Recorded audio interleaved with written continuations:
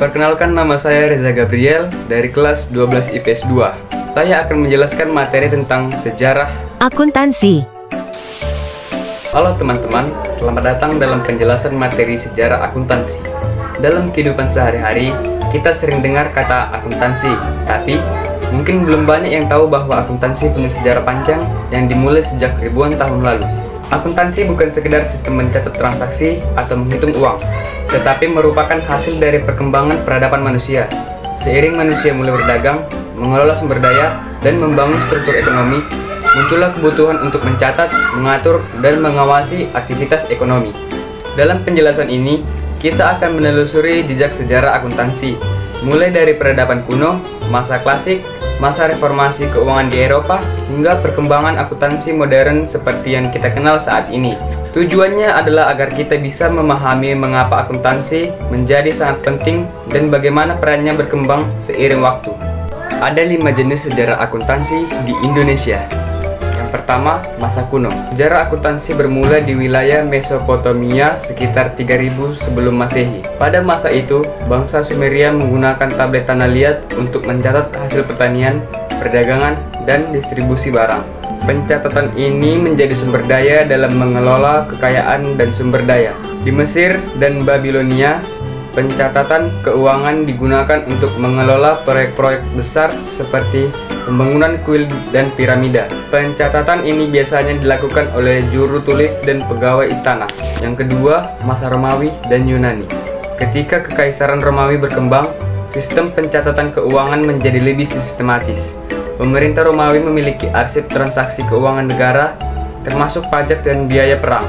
Di Yunani, catatan keuangan juga digunakan dalam kegiatan perdagangan dan filosofi ekonomi mulai berkembang.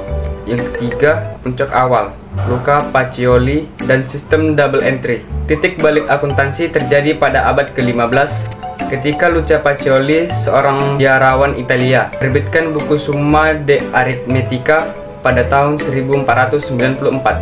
Di dalamnya terdapat penjelasan tentang sistem pembukuan berpasangan atau double entry bookkeeping.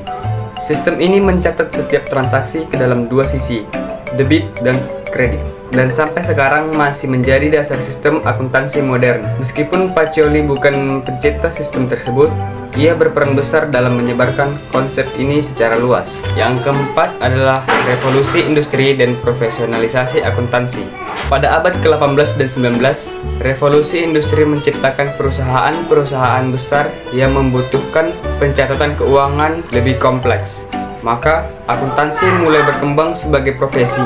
Lembaga-lembaga akuntansi dibentuk, dan laporan keuangan mulai menjadi alat penting dalam pengambilan keputusan bisnis. 5. Yang kelima, akuntansi modern dan teknologi. Memasuki abad ke-20 dan ke-21, akuntansi semakin berkembang. Diperkenalkanlah standar internasional seperti IFRS dan GAAP untuk menyeragamkan pelaporan keuangan secara global. Peran akuntan juga semakin luas, tidak hanya mencatat transaksi, tetapi juga sebagai auditor, analisis, dan penasihat bisnis.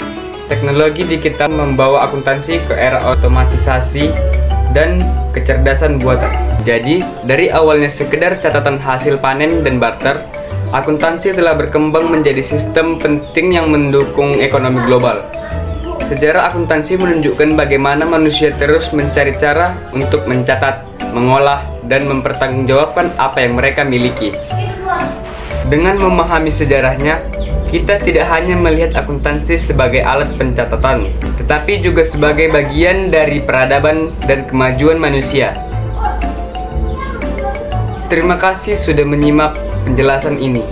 Semoga bermanfaat dan menambah wawasan kalian tentang. Terima kasih sudah menyimak penjelasan ini. Semoga bermanfaat dan menambah wawasan kalian tentang dunia ini.